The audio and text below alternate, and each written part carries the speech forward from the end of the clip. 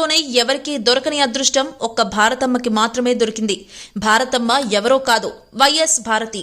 ఒక ముఖ్యమంత్రి కోడలిగా, మరో ముఖ్యమంత్రి భార్యగా ఉండే గౌరవం చాలా అరుదుగా దక్కుతుంది. అత్యంత సంపన్నమైన కుటుంబంలో పుట్టి ఇంకా సంపన్నమైన కుటుంబానికి కోడలిగా వెళ్లినా కూడా ఎప్పుడూ నిరాడంబరంగా, అత్యంత సాధారణంగా ఉండే అసాధారణ వ్యక్తిత్వం ఆమెది. ఎంతో మందికి ఎన్నో రకాలుగా సాయపడినా కూడా ఎక్కడా ఎప్పుడూ చెప్పుకోని సంస్కారం ఆమెది. భారతీ సిమెంట్ ప్రైవేట్ లిమిటెడ్ డైరెక్టర్గా, సాక్షి న్యూస్ పేపర్, న్యూస్ ఛానల్ అధినేతగా, 2000 మంది విద్యార్థులకు ఇంగ్లీష్ మీడియంలో విద్యనందించే వెంకటప్ప స్కూల్ నడిపిస్తున్న మానవతావాదిగా, కష్టాల్లో, సుఖాల్లో, విజయాలు, అపజయాల్లో ఇలా ఎలాంటి పరిస్థితుల్లో అయినా చిరునవ్వు చెదరకుండా నిర్భయంగా, నిర్మలంగా, నిరాడంబరంగా ఉండే వైఎస్ భారతి. 1974 డిసెంబర్ 9న ప్రఖ్యాత పిల్లల వైద్యుడు ఈసీ గంగిరెడ్డి, సుగుణారెడ్డి దంపతులకు జన్మించారు భారతి. ఒక తమ్ముడు దినేష్ ఉన్నారు. ఆయన కూడా డాక్టర్. భారతి ప్రాథమిక విద్యాభ్యాసమంతా కడపలోనే సాగింది.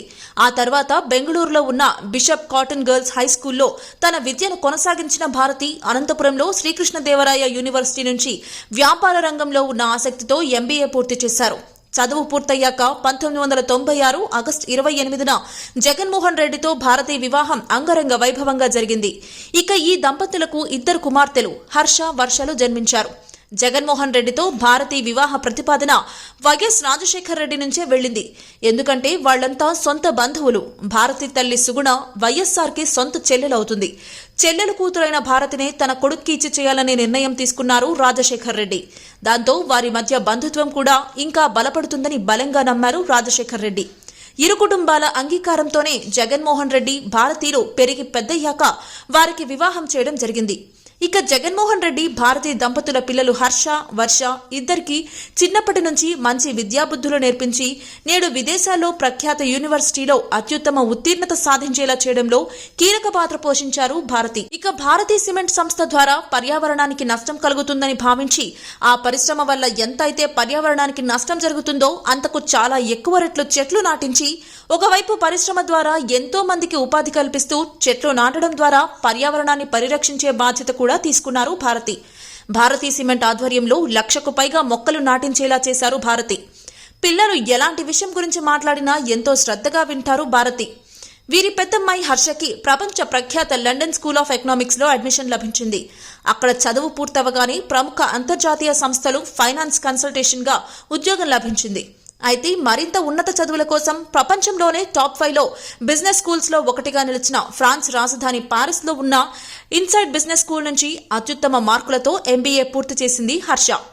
ఆ కార్యక్రమానికి జగన్మోహన్ రెడ్డి, భారతి దంపతులు కూడా హాజరయ్యారు. తన కూతురు సాధించిన విజయాలకు తల్లిదండ్రులుగా వారంతా ఉప్పొంగిపోయారు. భారతి, జగన్మోహన్ రెడ్డిల మరో కుమార్తె వర్ష కూడా ప్రఖ్యాత లండన్ స్కూల్ ఆఫ్ ఎకనామిక్స్ లో సీటు సాధించడం గమనార్హం. ఒక మనిషి అభివృద్ధిలో విద్య కీలక పాత్ర అని నమ్మేవారు వైఎస్ఆర్. అందుకే తనకు విద్య నేర్పించిన గురువుని సదా స్మరించుకుంటూ శ్రీ జి వెంకటప్ప గారి పేరు మీద 15 ఎకరాల స్థలంలో కార్పొరేట్ వసతులతో ఉచితంగా అందించే ఇంగ్లీష్ మీడియం స్కూల్ ని 2007 అక్టోబర్ 24న ప్రారంభించి వారికి uniform, books, exam fees, tuition fees అన్ని వైఎస్ఆర్ ఫౌండేషన్ ద్వారానే చెల్లించి దాదాపు 1000 మందికి పైగా విద్యార్థులకు విద్య అందిస్తున్నారు. ఇక వైఎస్ఆర్ చనిపోయాక స్కూలు బాధ్యతలు భారతి తీసుకుని స్వయంగా అన్ని తానే చూసుకుంటున్నారు. అయితే వైఎస్ఆర్ బ్రతికున్నంత కాలం ఎటువంటి ఒడిదుడుకులు లేకుండా సాఫీగా సాగిన వైఎస్ఆర్ కుటుంబ సభ్యుల జీవితం ఒక్కసారిగా ఎన్నో ఇబ్బందులు ఎదుర్కోవాల్సి వచ్చింది. అప్పటి వరకు ఎలాంటి ఆరోపణలు, ఎటువంటి కేసులు లేవు. కానీ ఎప్పుడైతే జగన్మోహన్ రెడ్డి తన తండ్రి కోసం మరణించిన కుటుంబాన్ని స్వయంగా కలిసి పరామర్శించి ఓదార్పునిచ్చారో, ఇచ్చిన మాట కోసం కాంగ్రెస్ అధిష్టానాన్ని ధిక్కరించారు. అప్పుడే తన తండ్రి వైఎస్ఆర్ అధికారాన్ని దుర్వినియోగం చేస్తూ అక్రమ మైనింగ్ లీజులు, ప్రాజెక్టులు, కేటాయింపులు చేశారని, దానికి ప్రతిఫలంగా వైఎస్ జగన్ 58 కంపెనీలలో అసంబంధిత కాంట్రాక్టర్ల నుంచి పెట్టుబడులు కూడా స్వీకరించారని ఆరోపణలు చేస్తూ సిబిఐ జగన్మోహన్ రెడ్డిని 2012 మే 27న అరెస్ట్ చేసింది. సుప్రీంకోర్టులో కూడా 3 సార్లు ఆయన వేసిన పిటిషన్ తిరస్కరించబడింది. మొత్తం 16 నెలల పాటు జగన్ జైల్లో ఉండాల్సి వచ్చింది. అలాంటి సమయంలో అందరిలోనూ ఎన్నో సందేహాలు. అసలు మళ్లీ జగన్మోహన్ రెడ్డి బయటికి వస్తారా? వైఎస్ఆర్సీపీ భవిష్యత్తు ఏంటి?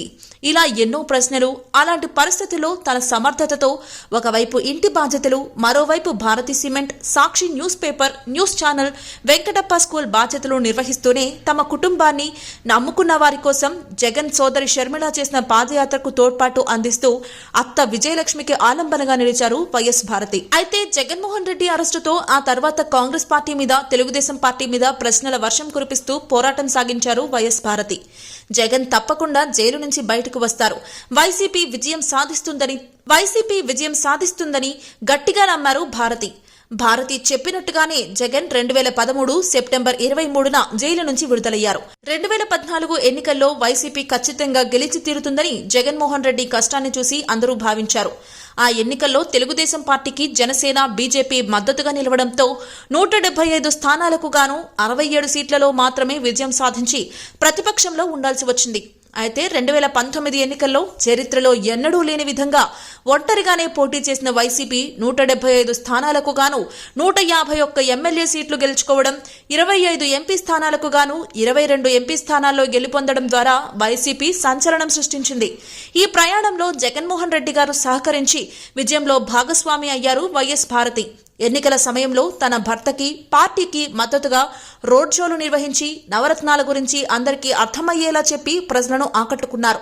పుట్టిన ప్రతి మనిషి ఎంతో కొంత పండించాలి, కనీసం తన ఆహారమైనా తను సంపాదించుకోవాలని చెప్పిన భారతి సాక్షి టీవీలో ఇంటి పంట సాగుబడి కార్యక్రమాలు ప్రారంభించి వ్యవసాయం గురించి, పండించే విధానం గురించి, ఎరువులు లేకుండా సహజమైన పద్ధతిలో పంట పండించి అధిక ఉత్పత్తి సాధించే విధానాల గురించి అందరికీ తెలియజేసి నిజమైన రైతు బంధు అనిపించుకున్నారు. ఇక తమ కంపెనీలో పేపర్ వాడకం లేకుండా చేసి ఎలాంటి డేటా అయినా డిజిటల్ గా సమర్పించాలని ఆదేశించారు.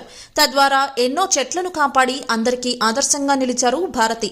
ఇవే కాక కళారంగంలో, క్రీడారంగంలో అత్యుత్తమ ప్రతిభ కనబరిచిన వారిని ప్రోత్సహించడం, గోవుల్ని గోశాలలో ఉంచడం, తమ కంపెనీలో పనిచేసే వేలాది మంది ఉద్యోగులకు, వారి కుటుంబాలకు ఏ కష్టం వచ్చినా ఆదుకుంటూ సొంత అమ్మలాగా చూసుకోవడంతో భారతి గురించి తెలిసిన అందరూ భారతిని భారతమ్మ అని పిలుస్తారు.